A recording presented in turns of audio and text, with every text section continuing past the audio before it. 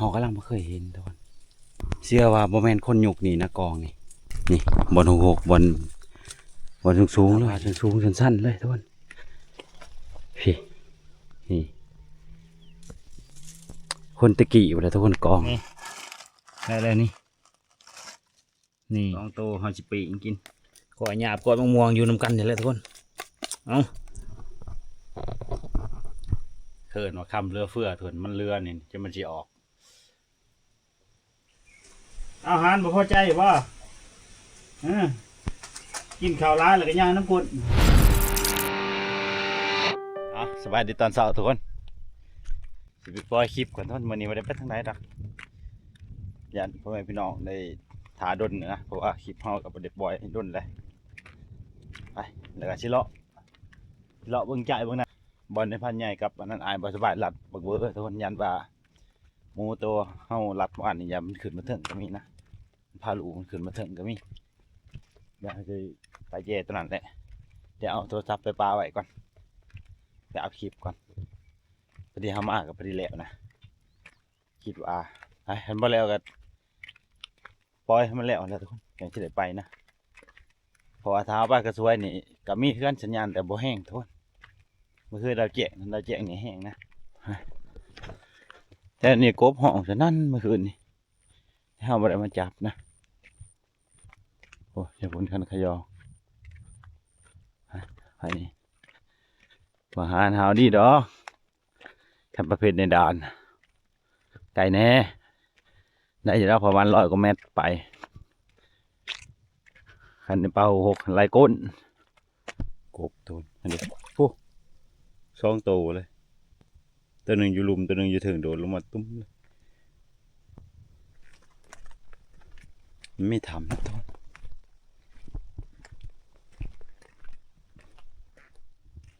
กบลายเราเจนกบลายเลย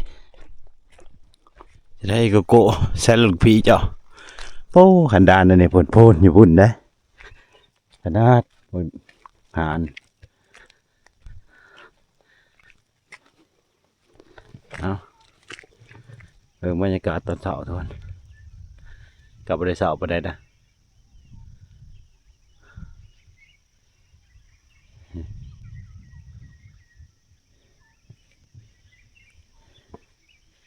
มักปางมันมีบ่จ่ายตัวนี้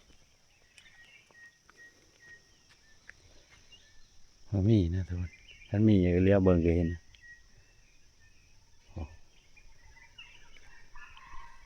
นี่ไก่คันยี่ลุงนี่ทุกคนนี่อยู่นี่นะ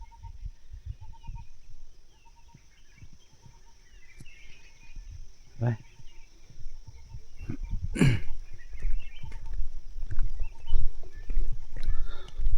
เวลาเราจะไปเลาะเบิ่งแท้แจ่ตอนนั้นทุกคนยันมาบักเบือมันขึ้นมาว่าสิอยู่แท้แจ่ตอนนั้นมัน6เนี่ยนะ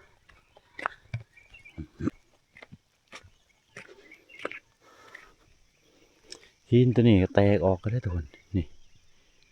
แต่ว่ามันบ่อนั่นเฉยนะ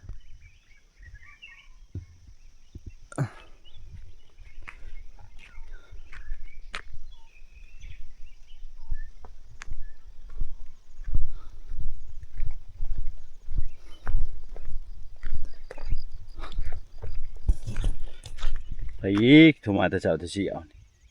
ผ่านหม้อคิดฮอดปานนั้นบ่นี่วางเลยไปยันแล้วทุกคนเพิ่นมานเด้ผ่านหม้อมานดอกเบอร์นะตะผ่านแล้วก็แล่นนะทุกคนเพิ่นชวนไว้ทั้งหมดแหละแต่ว่าเฮามันค่างานร้านก็เลยบ่ได้ไปนะทุกท่านอันนั้นเพิ่นก็บ่ทนท่าติมันหลายมื้อนะวันนี้เพื่อเพิ่นสิลงมาก็จักมื้อใดนะทุกคนเฮาก็เลยขึ้นก่อนขึ้นทางนี้นะแต่ขณะนี้ก็บ่ได้เริ่มคลิปหลายมื้อเลย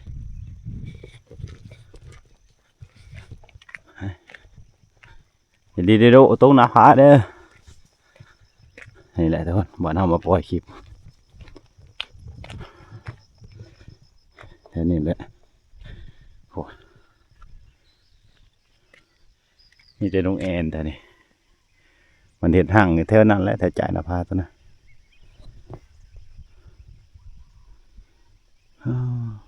จะเป็นคืนช่วงเติมเอา ยังก็ตาม หาบอลวางโทรศัพท์ไว้ให้มันอัพโหลดคลิปยังเหรอฮัน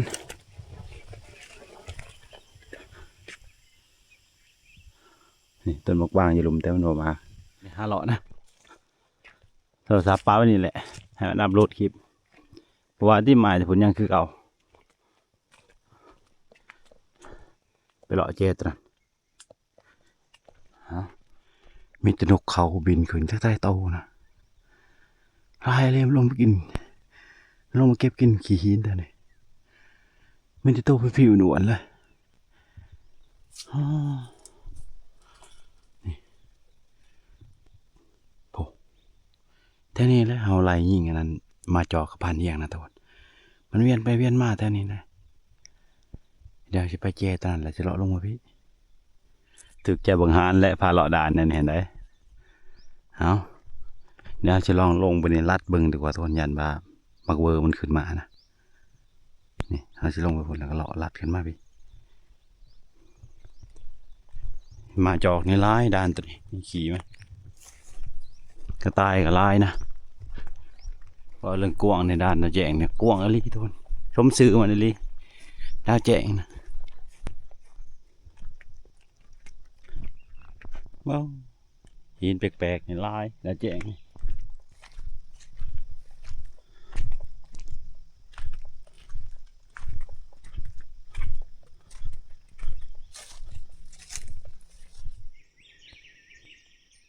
คนอยู่ลุมนะ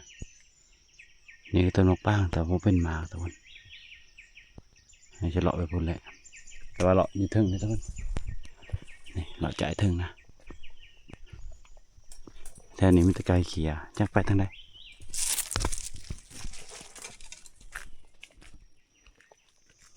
บ่เห็นหอยมันทุกคนแสดงว่ามันไม่ได้ขึ้นมานะถ้ามันขึ้นมาเนี่ยเห็นเลยหอยมันขยะแหละเลาะไปเรื่อยๆพวกนั้นไล่ไก่มาทุกคนเคยคิดว่ามันจะมาจับอยู่นี่โอ้มันสัตว์ลงหลุมเลย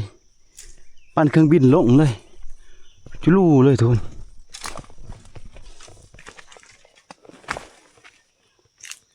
โอ้สัตว์ลงหลุมเลยทุกคนโอ้ว่าตอนเพิ่นจะขึ้นยังได้บ้านนี่เครื่องบินขึ้นเพราะแห้งคิดว่าจะมาจับแต่บ่จับตอน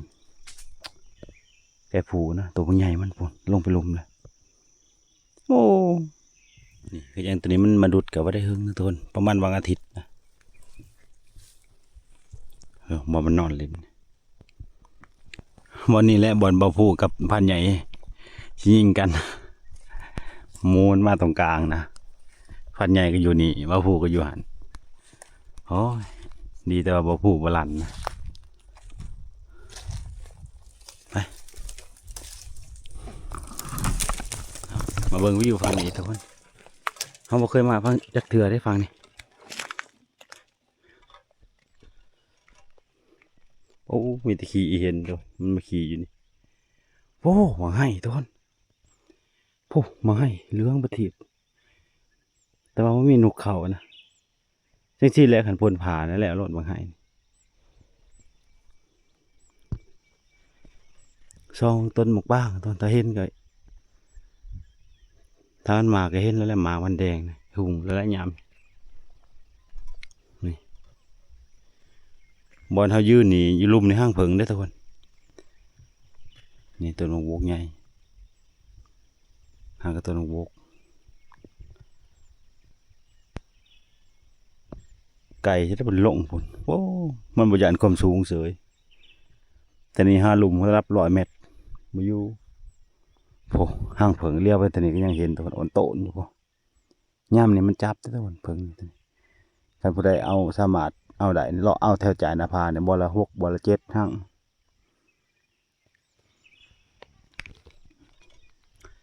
นี่หาชิไปจนหอดจนชุด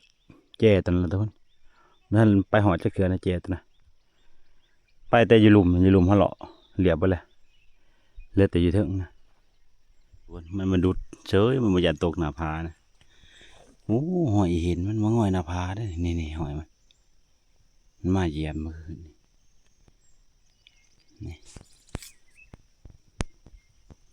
ดุดไปดุดมาจนขิงลงหน้าผาเขาจะเรียบร้อยห้อยเห็นมันไปนี่ตัว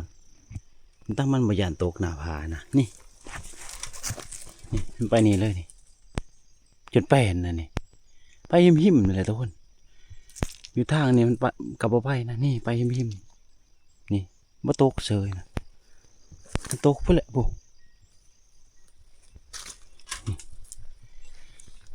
นี่ยี่นี่ก็ทางเฮือนแต่ว่าทางบ่เวอร์นะตัวนี้เชิญมันไปหันน่ะนี่มันไปนะนี่ทางมันไปฮะโอ้โหมาหลอกผมเลยมินเนาคือมีแนวตายนะทุกคนกินมินเนานะจะเป็นอีหยังตอนเลี้ยวหาบ่เห็น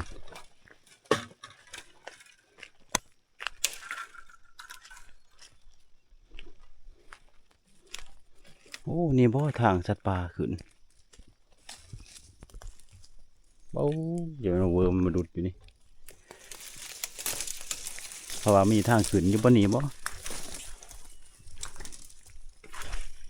จังว่าอยู่นี่อยู่จ้าตัวเห็นว่าไม่เห็นนะเราเบิ่งอีกมันมีนะทางบอดเขาขึ้นเพราะว่าจะรู้มันเป็นหน้าผาเบิดว้าทุกคนกองหินตัวนี้เขากำลังไม่เคยเห็นทุกคนนี่เชื่อว่าบ่แม่นคนยุกนี่นะกองนี่นี่บอลหกบอลสูงเลยนี่คือที่แม่นไตหึงเลยทุกคนที่ว่าเขากองนี่เบิ่งมันเหี่ยลงมาลงมันโยดลงมานะโอ้นี่เขามากองบอลสูงเลยในจ่ายเลยนี่บอลนาพาสูงสั้นๆเลยทุกคนพี่โอ้นี่คนตะกี้อยู่แล้วทุกคนกองนี่อ้าวลูกหลานขออนุญาตถ่ายคลิปนี่เด้อ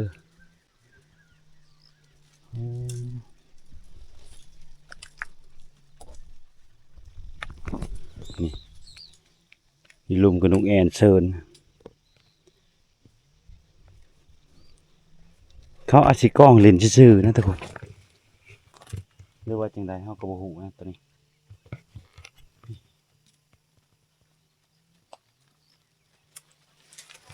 เรียกว่ากล้องจังใดเขาก็บ่จัก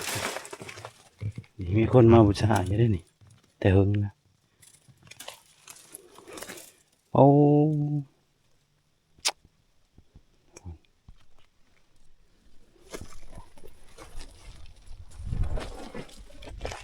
นี่เมื่อมันโยนลงมาหอดพี่ถ้ามันมาโยนเขาว่าอาศิกองหอดพี่หมดแล้วนี่จะเขากองอย่างนะหรือว่ามีอีหยังนั่นวะไพ่จะมาดุแต่เพื่อจะมากองตัวนี้ลายปันนี้ไม่แม่นหน่อยมาเก็บหินตัวนี้คนตะกี้ตัวนี้บ่มีบ่แนวใดก็แนวหนึ่งนะบางทีก็ยันคนสมัยโบราณนะสั้นๆยันบัดเอากระดูกเอาหยังมาเป่าอันนี้แล้วก็กองทับไว้ก็มีส่วนนะโอ้บ่เคยเห็นทีเดียวเขาก็มาเห็นครั้งแรกเลยทุกคนอยู่นี่นะเขาบ่ได้เลาะมาจากเถื่อนี่เขาเลาะแต่จ่ายลมพวกเลาะจ่ายลมไปพวกแล้วก็ไปคืนอยู่พูนปีนนะพาคืนนะทุกคนคำว่าปีนคืนเนี่ยก็คืนบ่ได้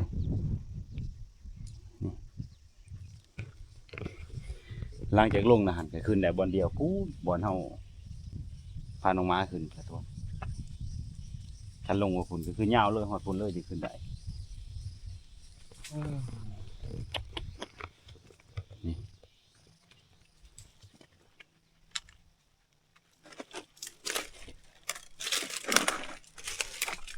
มันมีหัดดอกไม้สีอันนั้นนะที่ผู้ชะมันไผ่ใหม่เบิดไผ่หลวกเบิดเถินแต่ว่าสัตว์ป่าที่เอาดีนะทุกคนแถวนี้ถ้าจ่ายมันนี่เห็น เวอร์เพิ่งเท่านึงมันมานะมันมาดูดอันนี้แตกที่ท่านโอ้จะมันหมักดูดอะไรแบบเวอร์อยู่นี่มันน่าจะมาดูดช่วงเดือน10ทุกคนนี่มันไงขึ้นแถวนี้เป้า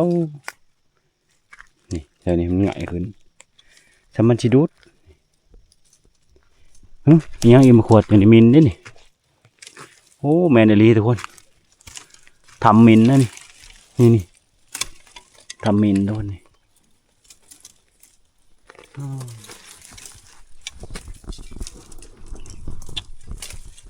ขันบักเวอร์มาเลยนี่ทุกคนลัด2 คนนี่เรียบร้อยแล้วไม่มีทางไปมาทางนั้นก็มาทางนี้นอกจากว่าทางเดียวที่มันสิไปได้ก็คือโดดลงหน้าผาไปเลยขันโดดลงหน้าผาก็แห้งดีมาตรงอย่างยิ่งเปลืองลูกปืนมีจะลงไปหามเอาหรือแล้วสูงปานนี้ได้ว่าที่สิบุเป็นยัง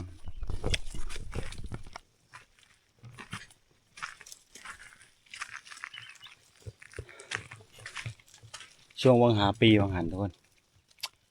หน้าผาตัวนี้ดาวแจงมันมีได้ขนาดเยื่องนะทุกคนมันโดดลงบ่เป็นยังเฉยทุกคนโอ้แบบเขาเจ้ามาหาเราครัวแล่นเลยเห็นมันเห่าแล้วมันมีทางไปมันตันมันโดดลงหน้าผาไปเลยสูงโมเมนต์หน่อยโดดลงไปเบิ่งอยู่หลุมบ่เห็นบ่มียังบอลมันลงกะเห็นแต่บอลมันอันนั้นแหละแต่ก็มันก็ไปปกติของมันโอ้บ่น่าเชื่อเนี่ยไปเอาโทรศัพท์เฮาอยู่พุ่นพุ่นแหละพูนโทรศัพท์เฮาอยู่แจอยู่พุ่นนะมีแตะบอลเวอร์ดูดตัวแต่ว่ายามนั้นมันหกได้ตัวนี้ปลาเพ็กมันขึ้นนี่น้ำตึ๊บแล้วได้นี่อันนี้เขาจูดมันแป้นเบิดยังโกะหยาบโทษหยาบเขานี้นะ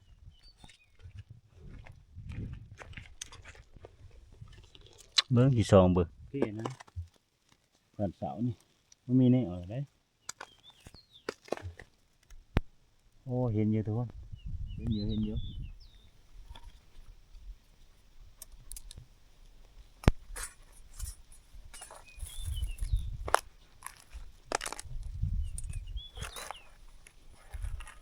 ได้เรียบร้อยเอาดอกเอานี่แหละอาหารเสาร์เฮาประตูมีแนวประตู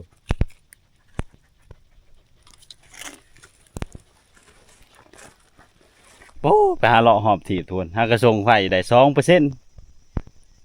เพราะว่ามีคนโทรมานะแล้วก็มันตัดสัญญาณแล้วก็มันเขียนว่ารอเครือข่ายแล้วก็มันบ่อัปเดตต่อทุกคนมันบ่ส่งต่อนะโอ้ยมันครับ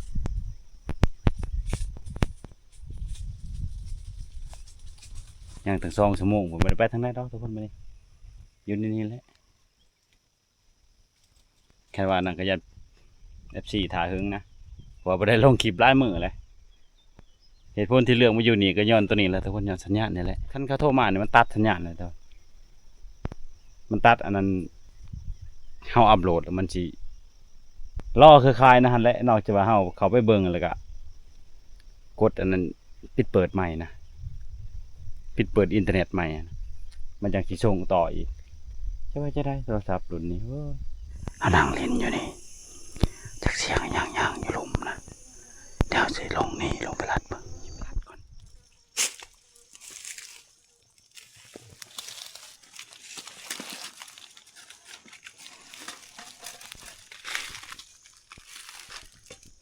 ลิงลงย่างอยู่พักนึงอยู่ลุมมันย่างพักลุมไปเลยทุน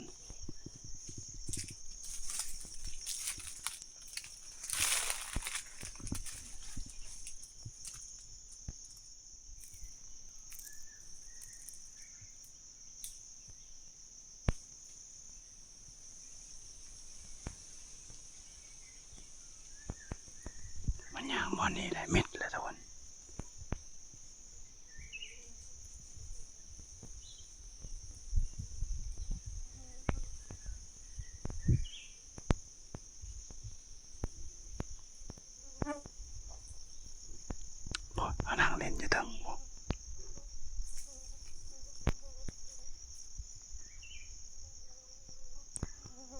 บ่อนนี้นะมันยางขามิดเลยบอกกระเล่นนะที่แม่นแม่ขี้หนักเอ้าคลิปกับโหลดไปแล้วจักเถื่อหากระไดเครื่องหนึ่งตะเวนเพลนแล้วท่านได้กินข้าวเสาท่านได้กินข้าวเพลนโอ้ระดับสงสารน้องมาเฮานอนทานั่งทาเจ้าของไอ้ลิงอังลากอยู่เอาเนี่ยข่อยมายังมันสิวะเอามาเผาเจ้าเนี่ยบ่ไปหามันนี่หากินข้าวกินน้ำก่อนโอ้เพื่อจะย่างวิดดานตัวนี้ระดับ10 นาทีพอบรรยากาศคึมๆแบบว่ามันมีขี้เมฆก่อนผาเลย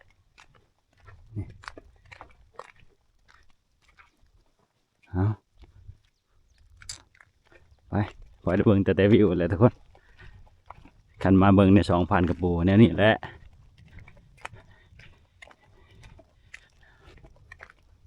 บริเห็นเนี่ยอับสนแมบอยู่เนี่ยตัวบางใหญ่มันแฮมาเขาทำอยู่นี่นะคือชิเลิกแล้วทำนี่ยังว่ามันอยู่นะโอ้พี่เงือมันออกมาโอ้เลิกแล้วนี่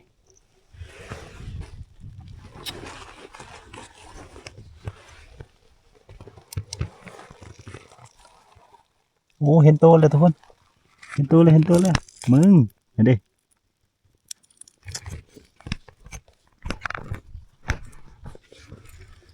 หันตัวนะดิอันนั้นอันนี้เห็นตัวเลยฮะได้แล้วทุกคนนี่ได้แล้วนี่คิดว่ามันสิบออกนะนี่ทุกคนตัวใหญ่มันนี่คือหยาบดาวแจงทุกคนหยาบจะได้แจงนะใหญ่ขนาดมันกำลังเริ่มเอาหากินให้มันจอยแห้งนะทุกคนจนเป็นเหลี่ยมนะมันจอยมันทันพี่นะเป็นเบนเลยนี่เอาไปผมชิว่าเรื่องหยาบสโก้กับดาวแจงตัวได้หลายกว่ากันทุกคนสโก้ตะกี้หลายทุกคนแต่ว่าตอนนี้หันคนขึ้นหาอยู่หากินมันหลายมันเริ่มเบิดนะอย่าหันคนหาเลยส่วนดาวแจงนี่น้อยคนที่สิได้มาหานะก็เลยยังหลายแน่ทุกคนเขาเลาะเบิ่งหลายนะหยาบอยู่ดาวแจงนี่เห็นมันแลนชวนอยู่เลยไปโอ้ตัวหนึ่งทุกคนบางหันไม่ได้เห็นมันเห็นไหลจนนั่นอีกแต่เมื่อยแบบนี้เขานอนนี่แหละทุกคนเมื่อคืนนี้ปูนอนอยู่นี่นะโอ้หยาบตระง่อยแล้วทุกคนให้ดิบ่อยากใส่ปืนยิงเอานะง่ายเติมทุกคนมันอยู่ในงูหินนั่นดิแต่ว่าทำตัวนี้เขาเคยไปเบิ่งแล้วตอนนั้นมากับเมียเลิกนะทุกคนเอามันบ่ได้นะแต่ก็มีอยู่รอกวิธีเอาคันสิหามันอะไรโอ้มีแต่เพิงมาต่อมาดอกเกสรไม่เหมือนนะนี่ต่อมาดอกเกสรตัวนี้ทุกคนเพิงนี่มีแต่เพิงหนาพ้าแล้วบางช่วงนี่ ว่าแถวนี้ไม่ได้อยู่มีแต่ต้นไม้นะฮะน่าเห็นห่างบางใหญ่มันแต่ว่าดีหนาพ้าหลายกว่านะห่างกับใหญ่มันเอาเห็ดโค้งระดับว่าเพื่อนทุกคนโอ้ยโกนอนแมมหนามเลยโอ้มันเห็ดเอา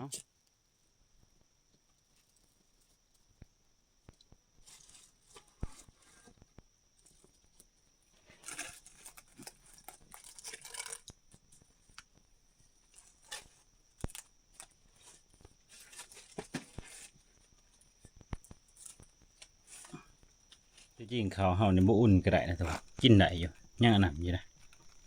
นี่เฮาสิบ่อุ่นนะทุกคนเอาไหมจัดการมันครบปากเลย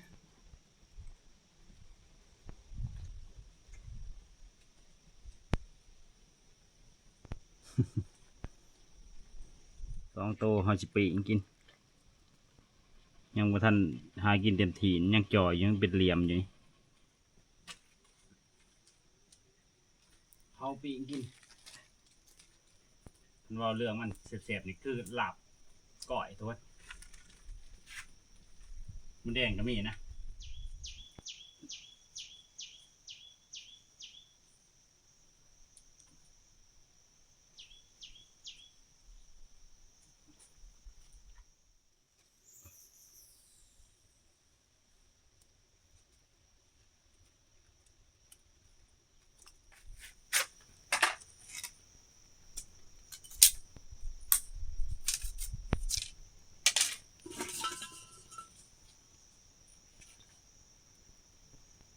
ปิ้งก้อยเอาดีกว่าทุกคนยังได้กินหลายนะ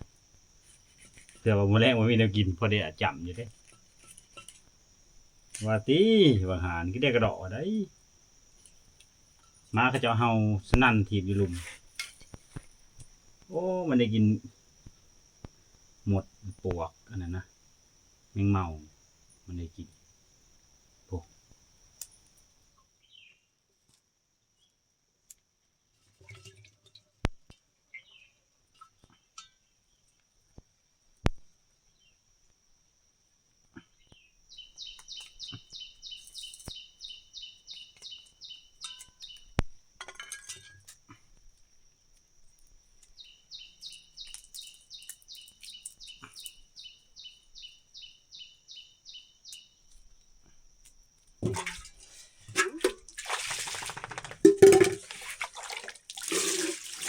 ก่อนเราจะกินปิ่งกับมีเอาเกลือไว้สุกแล้วทุกคนเฮาสิผักลาบหรือว่าก้อยเอานะจังแสบก้อยสมแดงคือคักนี่เคียงเฮาก็ตัดมาแล้วบางหารไล่กระแตทุกคนกระแตมาเอายามหอดถิ่นนะนี่มันมาในนี้เพิ่นนอนอยู่นี่ตื่นกันกับบางหารพุ่นแลนไปพุ่นนะพอแต่ได้กินนี่แหละ50 ปากตัวเองมื้อแรงจัดเต็มคาราเบล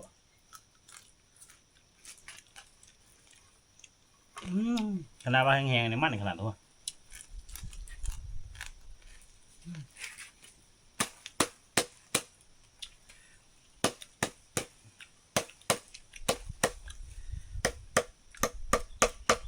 ทุบให้กระดูกมันมุน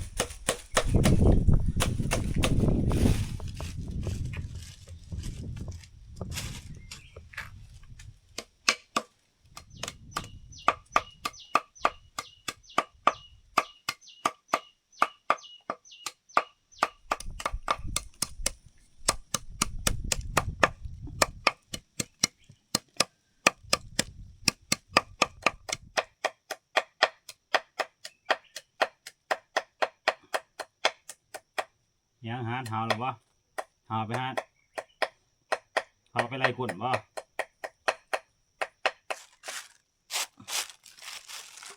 นี่ยุบเลยนี่เขาจะใช้หมูแดงโอ้นี่ครบยังอยากไร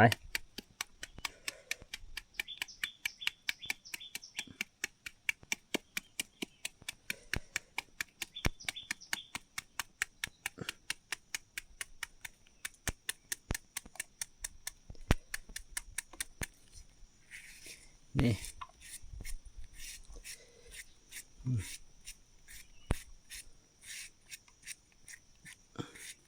ใส่หัวหอมนะนี่หัวหอมก็มีโบราณประหยัดใส่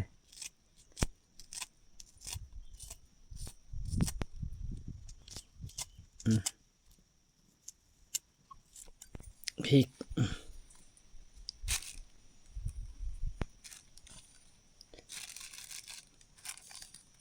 เพียงนัว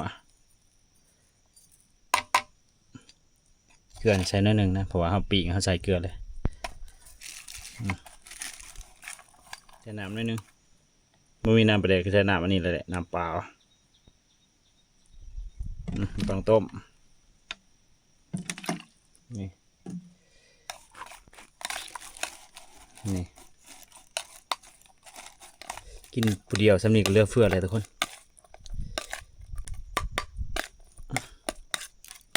ก่อยหยาบก่อยมะม่วงอยู่นำกันนี่แหละทุกคนเอาเบิ้งชิมเบิ้ง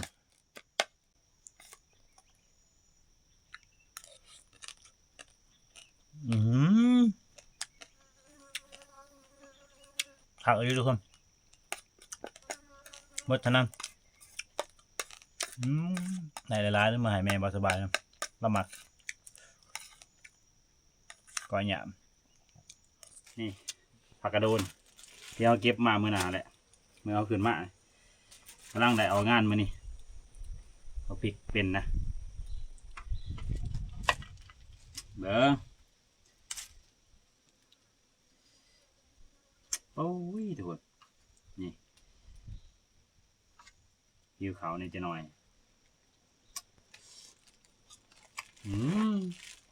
เบิดไงเราจำอีก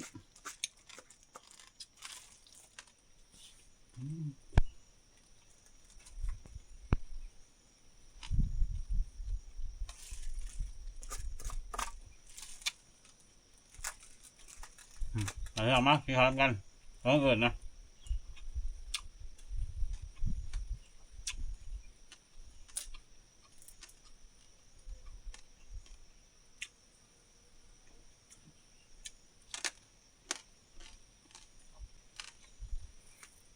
โอ้ผักไปยังผักกระโดนนี่ยุบรอยหยาบใช่ไหมบวกเนี่ยคักขึ้นแล้วเขินว่าคำเรือเฟื่อเถินมันเรือนี่จะมันจะออก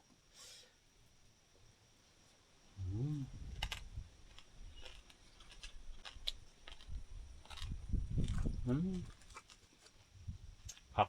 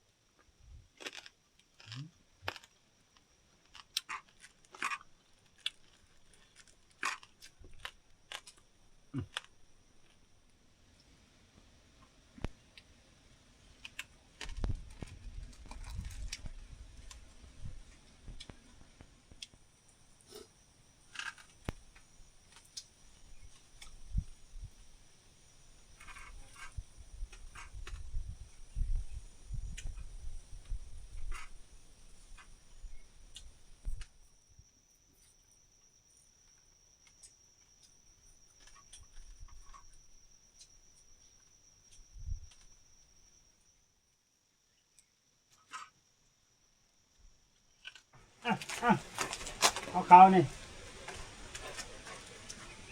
ก็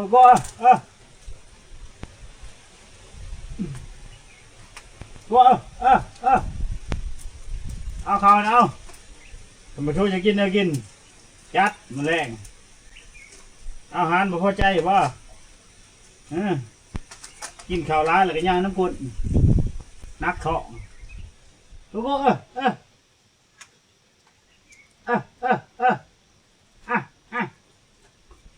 ยกขายังบ่ขึ้นเนี่ยหาเลาะหาอย่างกัน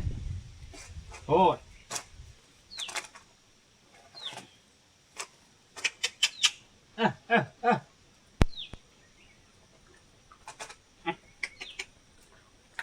มาเว้ย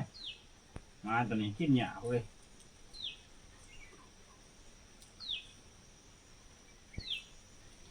โอ้หมอหอนเธอยังกระวิดนี่ขึ้นแล้วน้ำ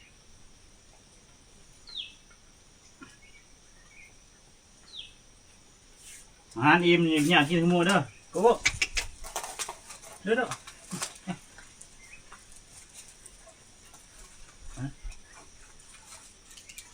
เดี๋ยวโดกินลายเลยกินลายก้นอีก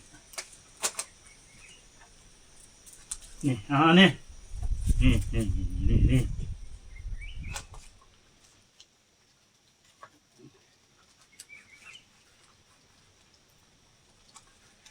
เอาไว้ไปกระติบกระตัวเห็ดทุกคนหลังจากกินข้าวกินน้ำแล้วถึงแล้วก็เฮากะสิพักผ่อนจะน้อยนะไปอาบน้ำอาบในจังสิเก็บเครื่องเก็บของเพื่อนเลยย้ายลงไปอยู่กับช่วยแล้วทุกคนเอาสำหรับคลิปวิดีโอนี้ก็ไม่มีอย่างไรทุกคนจะขอจบไว้เท่านี้แหละจะได้กระถาติดตามกันคลิปต่อไปทุกคนว่าเสียหานสิมาในยังรอบแรกนี่พอมื้อนี้มันแดดคักๆจะได้มื้อนี้นะเอาตามลุ้นติดตามกันคลิปต่อไปทุกคนเอาโอเคนะขอบใจที่ติดตามรับชม